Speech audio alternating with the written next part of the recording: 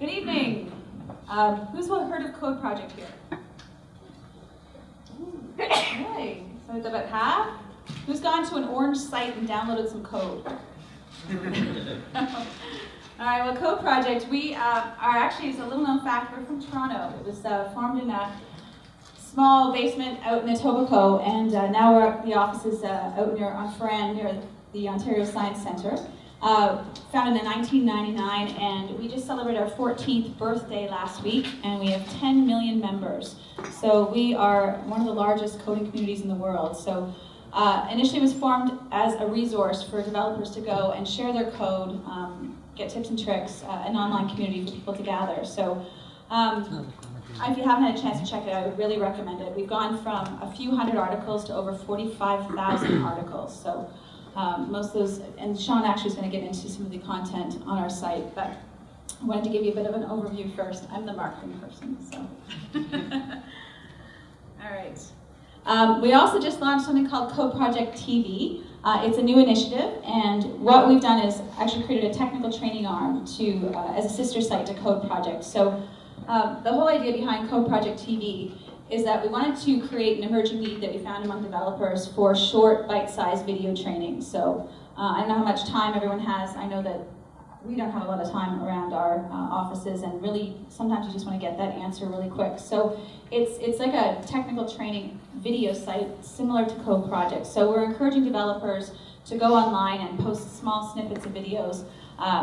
Free is awesome. There's a few sites, a few videos on there. There's similar to like an iTunes model. They're like 99 cents, $1.99, but really we're just wanting people to get out there and share their content.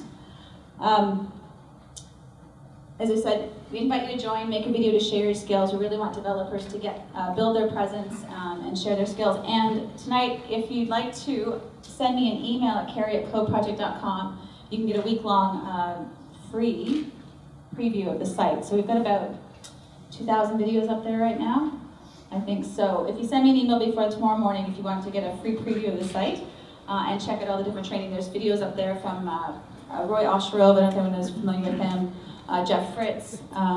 We have a few from our own archives as well. So check it out, take a picture, and I'll get you hooked up tomorrow. So I'm going to pass over the microphone to Sean Ewington. He's the content editor for CodeProject. Hello everybody. I'm basically going to be telling you just a bit about what we have available on the site. If you've ever been there before, you know that we have articles. It's our bread and butter. Articles are really the primary thing that we have for sharing information about coding. And it could be anything from a WPF beginner's guide, which would be like a step-by-step series. It's designed to address any level of person. So if you're a beginner, intermediate, and it walks you through everything, all the way from like layout to XAML to commands to data binding. And with like a whole premise on teaching you as much as possible. It's really what it's all about. We also have a technical blog aggregation. We created this because we felt there were a lot of really great technical blogs out there that weren't getting enough exposure. So what we can do is you can give us your RSS feed and you can pull in entries that you actually want to share onto CodeProject so that you can get a little bit more feedback. If articles aren't your thing because they're too long, we do have tips and tricks. And that's basically a no-fuss kind of how-to thing of how to do something on CodeProject. It's usually shorter, and it's usually kind of like a how-to guide. And we also have our quick answers, which is just what it sounds like. It's basic Q&A. So if you had a quick question, like if you wanted to know a breakdown of how to make your code more presentable, you could ask it there, and they'll give you a brief, but ridiculously thorough response. We also have a lot of mailouts that we do, but our most popular is the Daily Insider. If the people who have been here before have seen it, they probably really enjoy the quirky taglines that we give our industry news and developer news. So an industry news example might be, the heading would be, does fixing Microsoft mean ending Microsoft as we know it? And our goofy tagline would be, sometimes to create one must first destroy. And for our developer news, actually we had one today that was a bit better. I liked it. The heading would be, if you want to code from home, start learning JavaScript. And the little tagline would be, free yourself from the tyranny of pants. sometimes they're a little cheesy, sometimes they're a little hokey, but every time I meet someone in person and they know about CodeProject, they're like, are you the guy that writes those? I'm like, yes, I am. But I'm actually not. We also share a bunch of stuff on there from our lounge, which is where our community does most of their hanging out. They often sit there, they'll make jokes, they'll talk about what they see in the news, and they get to know each other so well that they start wishing each other happy birthday. It's a little creepy, and it's, but that's just the way the community is. It's tight-knit, and you'll get things like, today I got an invitation to a wedding. I don't know how I'm going to respond to that. And a little while ago, we celebrated our 10 million members, and we sent out a series of questions to some of our top ones. And one of the questions we asked was, why is CodeProject important to you, and why do you continue to use it today? And it's a little bit long-winded, but bear with me, because he really strikes true of what we're trying to do at CodeProject. CodeProject has given me so much over the years. I've learned from some of the best minds I've ever come across. I've had a huge amount of interaction with them, and they have become friends. CodeProject has provided me with a community of people who challenge, interest, and educate me, and they have made me a better person for this interaction. The articles provide a rich resource and education and interest for me, and it's great to be able to break out of areas I'm comfortable in and have people I respect teach me about something new. If it were only the articles, it would be great, but CodeProject also has provided me with the immense satisfaction of being able to help other people with their technology problems through the forums. It's hard to describe just how much pleasure you can derive from the simplest process of helping someone solve a problem. I love that moment when you know that their creative juices are flowing and that they get the answer to something that's been causing them problems for a period of time. The only thing that beats it is when you see someone that you helped nurture start giving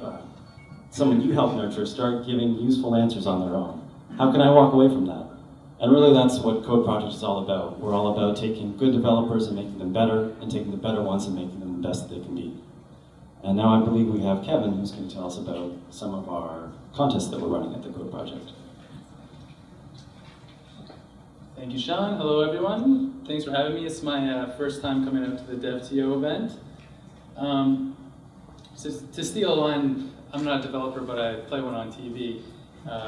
So my job at CodeProject is running all our competitions and developer contests that we have going on. It's a pretty exciting job because I get to work with our community of 10 million members. So I just want to tell you a little bit about what we have going on and what you guys can do and come take part in our contests. So every month we have a monthly article competition. The best part about our community is everything is user generated. So you could go on there tomorrow and write an article, and next month you might be featured as the top article of the month. There's different categories every month. It's a little bit different depending on how many articles we get in a certain category. But we have a bunch of great sponsors, and every month the community members vote on their favorite articles, and the winner will take home some new toys and CodeProject swag, mugs and mouse pads and things like that. But the best part is, of course, the ego boost and the bragging rights that you get out of that. So come check it out and write an article and see what you can do. But more exciting for me is some of our feature competitions. So in the last year, we've run a bunch of contests with sponsors like Microsoft, Intel, Google, and guys like that.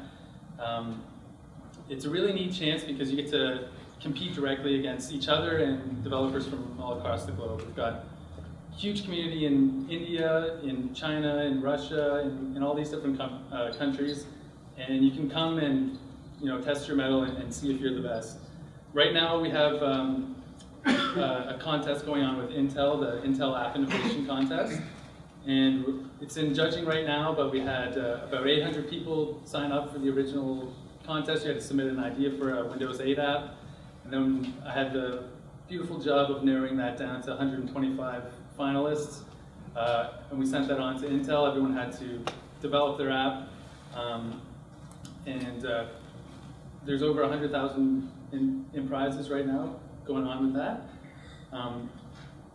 So no new contests starting up until the new year, but it's really neat because you get to test out some cutting edge tech. So for this Intel competition, 125 finalists were sent either a Lenovo ThinkPad Tablet 2 or this 27-inch, you can see the picture there. It's a tabletop PC. So you had to develop a game app to go on the tabletop PC. It's pretty cool because no one else had it before. So taking part in the contest, you'll get your hands on some things that people haven't tested. In the last year, we've given about 300,000 in prizes, so there's tons of money to be won. And one of the other great things is to get your app in front of a global audience. So a lot of the prizes will give you kind of an incubation startup for your app. You'll get some promo, marketing support from some of the sponsors, and it also just gets it in front of their tech people. So right now, in this Intel competition, it's Intel judging it. They have offices all over the world, and it's going out to about 50 different Intel judges. So, not only are you competing, but it's a good chance to get your app launched and get it seen by kind of a global audience. That's about it, but we'd love you guys to come out and try a contest, try your hand at writing an article. Come and give us a visit, CodeProject.com. And I'm just going to put it back to Carrie's slide if you want to grab her email there one more time if you guys want to get a free trial for CodeProject TV. If you guys have any questions, we'd be happy to take it from you right now.